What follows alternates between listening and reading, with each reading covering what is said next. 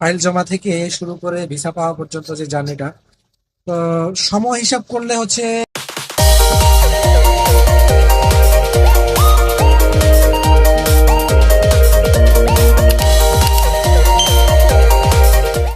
আসসালামু আলাইকুম।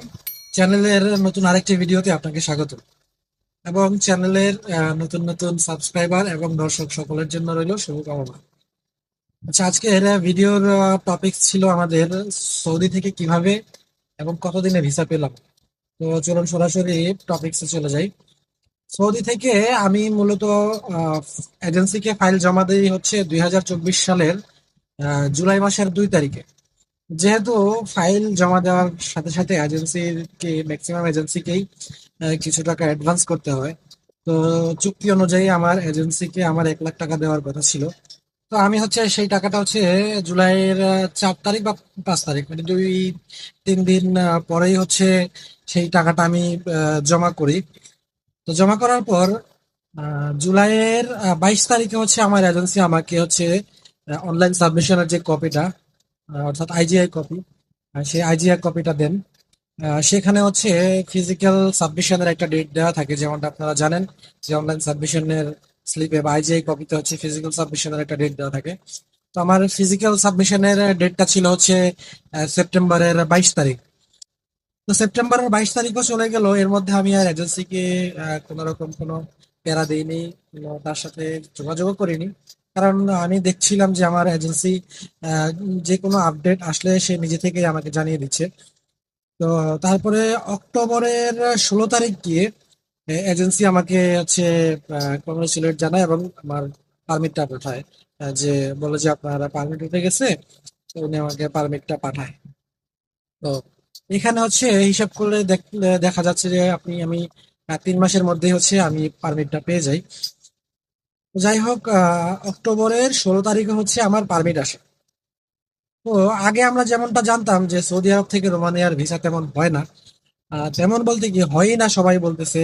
ইভেন সবাই হচ্ছে সৌদিতে জমা দেওয়ার জন্য নিষেধও করছিলেন। আমি আমার এজেন্সির সাথে কথা বলেছি। আমার এজেন্সি প্রথমে একবার যদিও সৌদিতে জমা দেওয়ার কথা বললেও পরবর্তীতে উনি নিজেও বলছিলেন যে আসলে সৌদিতে ওনারও তেমন কোনো এক্সপিরিয়েন্স নাই। সৌদিতে ওনার এক্সপিরিয়েন্স বলতে আমি। তো এরকম আলাপ আলোচনার মাধ্যমে একসময় আমরা সিদ্ধান্ত নিই যে সৌদিতে দেওয়ার দরকার নেই, আমরা ইন্ডিয়াতেই হচ্ছে জমা করব। তো ইন্ডিয়াতে অ্যাপয়েন্টমেন্টের জন্যই হচ্ছে ওনার সাথে ওভাবে কথা বলে নিই। তো ওনাকে বলি যে একটু সময় নিয়ে অ্যাপয়েন্টমেন্টটা নিয়ে, আমি যেহেতু সৌদি আরবে আছি, আর আমি সৌদি আরবে এসেছি নতুন তখন, মাত্র এই 7 মাস হয়। তো আমি এত তাড়াতাড়ি হচ্ছে যেতে পারবো না, একটু সময় নিয়েই হচ্ছে কাজটা করেন, যাতে একটু লেট করে ইন্ডিয়ার ডেটটা পাওয়া যায়। তো যাই হোক, এরকম কথার ভিত্তিতে উনি ওনার মতো করে হচ্ছে আহ, আমার ইন্ডিয়ার এম্বাসির জন্য হচ্ছে অ্যাপ্লাই করে ফেলেন কোনো একটা সময়ে। তো সেটা নিয়ে হচ্ছে আমাদের মধ্যে আর কোনো কথা হয়নি। তো হঠাৎ করে ফেব্রুয়ারি মাসে আমি ওনাকে নক দেই। নক দিয়ে জিজ্ঞেস করি যে কি অবস্থা, অ্যাপয়েন্টমেন্ট ডেট আসছে কিনা, এরকম। তো ওটা জিজ্ঞেস করার পরে উনি আমাকে জানায় যে আপনার তো ফেব্রুয়ারির 25 তারিখে ইন্ডিয়ার এম্বাসি ডেট। আমি তো আপনাকে জানাই নাই, জানাতে ভুলে গেছি। আবার আপনিও তো আমাকে নক দেন নাই। ফেব্রুয়ারির 25 তারিখে হচ্ছে আপনার ইন্ডিয়াতে এম্বাসি ডেট। পরে তার সাথে আমার কথা হয় যে ভাই, আমি তো এখন আসলে এই মুহূর্তে ইন্ডিয়াতে যাওয়া সম্ভব না। কারণ আহ, দুইটা একটা বিষয় ছিল হচ্ছে, হুট করে আমি সৌদি থেকে যেতে পারবো না। দ্বিতীয়টা হচ্ছে আমি আমার আম্মাকে উমরাতে নিয়েছিলাম সৌদি আরবে।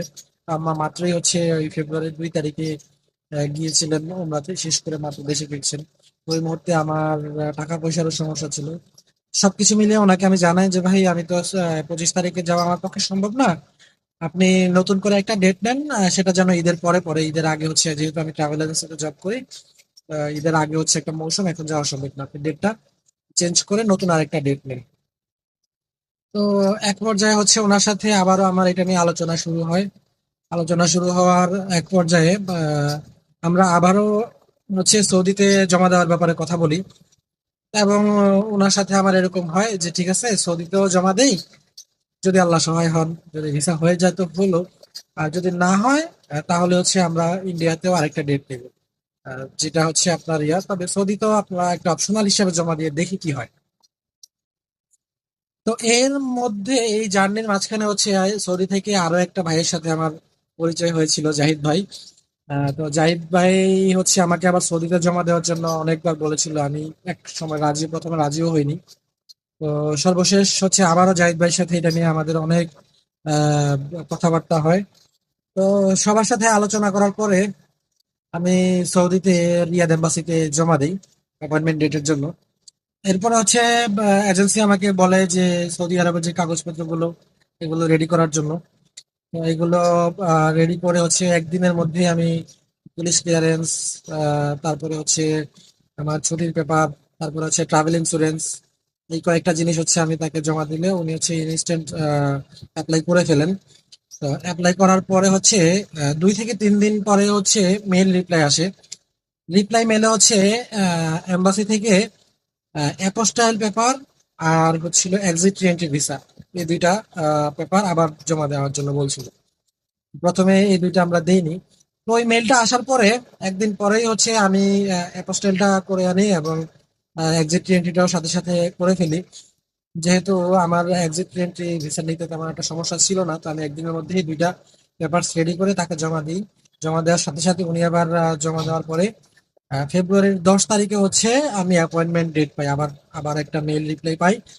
তো মেল রিপ্লাইতে হচ্ছে অ্যাপয়েন্টমেন্ট ডেট দেওয়া থাকে হচ্ছে ফেব্রুয়ারির 18 তারিখে। তো যাই হোক, ফেব্রুয়ারির 18 তারিখে প্রথমে হচ্ছে আমাকে সকাল 10টা 40-এ সময় দেয়। তো তার একদিন পরে ওই সময়টা আবার চেঞ্জ করে দেয়। ফেব্রুয়ারির 18 তারিখটা ঠিক থাকে, কিন্তু সকাল 10টা 40-এর জায়গায় আহ সময়টা দেয় হচ্ছে দুপুর 2টায়। তো সময় অনুযায়ী আমি এম্বাসিতে যাই ইন্টারভিউ দেওয়ার জন্য। ফেব্রুয়ারির 18 তারিখ 2টায় হচ্ছে আমি এম্বাসিতে ঢুকি ইন্টারভিউর জন্য। আর দীর্ঘ প্রায় 2 ঘন্টা যাবত আমাকে হচ্ছে যে কনসুলেটর মহিলা আছেন উনি বিভিন্নভাবে বিভিন্ন রকম জিজ্ঞাসাবাদ, যাচাই বাছাই, এটা সেটা করে প্রায় আমার ইন্টারভিউ শেষ হয় বিকেল 4টা বাজে। 4টা 4 বাজে যখন আমি এম্বাসি থেকে বের হই। এমনকি আমার আগে হচ্ছে জাহিদ ভাই ইন্টারভিউ দিয়েছিলেন, উনি আমার জন্য অপেক্ষা করছিলেন অনেক লম্বা সময় ধরে। তো যাই হোক, এই ফেব্রুয়ারির 18 তারিখে আমাদের ইন্টারভিউ দেওয়া শেষ হলে উম, মার্চের 20 তারিখ হচ্ছে আমরা মেইল পাই, পাসপোর্ট রিসিভ করার মেইল পাই। তো মার্চের 20 তারিখ ছিল হচ্ছে বৃহস্পতিবার। তো শুক্র শনি বাদ দিয়ে হচ্ছে রোববারে যাই। রোববারে অর্থাৎ মার্চের 23 তারিখ যাই পাসপোর্ট আনতে। সেদিন আর পাসপোর্ট ওরা দেয় না, বলে যে পরের দিন আসার জন্য। তো আবারও হচ্ছে পরের দিন অর্থাৎ মার্চের 24 তারিখ সকালে গেলে তখনও তারা একটু পাসপোর্ট দিতে একটু অবহেলা করছিল যে আজকে হবে না কালকে। তো তারপরেও আমরা হচ্ছে দুপুর পর্যন্ত অপেক্ষা করি এক প্রকার এটা সেটা বিভিন্ন রকম ঝামেলার পরে হচ্ছে দুপুর আনুমানিক 1:30 থেকে 2টার মধ্যে হচ্ছে আমরা পাসপোর্ট রিসিভ করি। তো আলহামদুলিল্লাহ পাসপোর্টটা হাতে পেয়ে দেখি যে হ্যাঁ আমি ভিসা পেয়েছি। ইভেন ওই দিন আমার দেখা মতে বা আমার জানা মতে আমরা প্রায় 4-5 জন মানুষ ভিসা পেয়েছিলাম বাঙালিদের মধ্যে। তো এই ছিল আহ ফাইল জমা থেকে শুরু করে ভিসা পাওয়া পর্যন্ত যে জার্নিটা। তো সময় হিসাব করলে হচ্ছে যদি জমার দিন থেকে পাসপোর্ট হাতে পাওয়া পর্যন্ত হিসাব করি তাহলে আনুমানিক হচ্ছে 7.5 মাস মতো হয়তো বা আমার টাইম লেগেছিল। 7 মাস, 7.5 মাস মতো টোটাল জার্নিটা ছিল আর কি। তো এই ছিল একদম ফাইল জমা থেকে শুরু করে ভিসা পাওয়ার প্রক্রিয়াটা সৌদি আরব থেকে। তো আজকের ভিডিওটা এখানেই শেষ করছি। অন্য কোনো এক ভিডিওতে ইন্টারভিউ এক্সপিরিয়েন্স সম্পর্কে আপনাদেরকে জানাবো যে ওই 2 ঘন্টার এক্সপিরিয়েন্সটা কেমন ছিল। তো সে পর্যন্ত আল্লাহ হাফেজ, সবাই ভালো থাকবেন। আসসালামু আলাইকুম।